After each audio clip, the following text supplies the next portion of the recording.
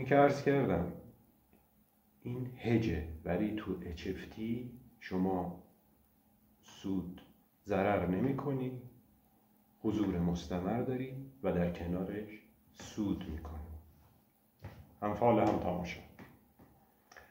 خب باید میبینیم این جناب HFT با این ید و بیضا، با این همه کارا یا اثر بخشی واقعی کجاها کاربرد داره، کجا میتونیم ازش استفاده کنیم.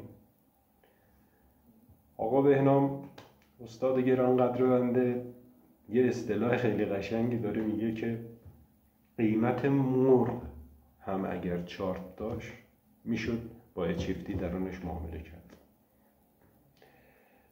یعنی هر چیزی که چارت داشته باشه، ولی تمرکز ما روی فارکس هستش، کل فارکس، نه یه بخش خاصیش، نه یه قسمتی از فارکس، کل فارکس، ارزها، کامودیتی ها، فلزات، سهام، کریپتوکارنسی، اصلا فرقی نمیکنه چی باشه، هر چیزی که چارت داشته باشه. ولی پله پله قرار نیست روز اول کل بازار فارکس رو شما شخم بزنید یا ما شخم بزنید. مثل هر دوره دیگه ابتدا وارد میشیم، اصولش رو یاد میگیریم، وارد بازار میشیم، یکی شرایط و نحوه ورود به بازارهای مختلف رو یاد میگیریم. چقدر طول میکشه این پروسه شروع HFT؟ دقیقاً از همون لحظه که وارد میشید. یعنی وقتی وارد HFT شدید، آموزشتون رو شروع کردید، معاملاتتون رو هم شروع میکنید.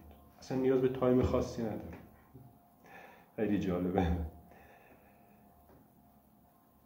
با چقدر میتونیم وارد بشیم؟ قبلا هم عرض کردم که صندوق‌های هج فاندینگ مربوط به سرمایه‌گذارای بزرگ بود و آقای سورس من تغییرش داد.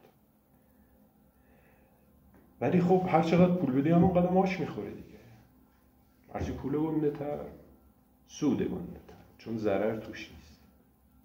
ولی قبلا هم بازم عرض کردم خدمتتون، حداقل با $30 میشه وارد دنیای HFT شد و یک هج فاند تریدر حرفه‌ای شد. تا دیدار دیگه، بدرود و پرسود باشید.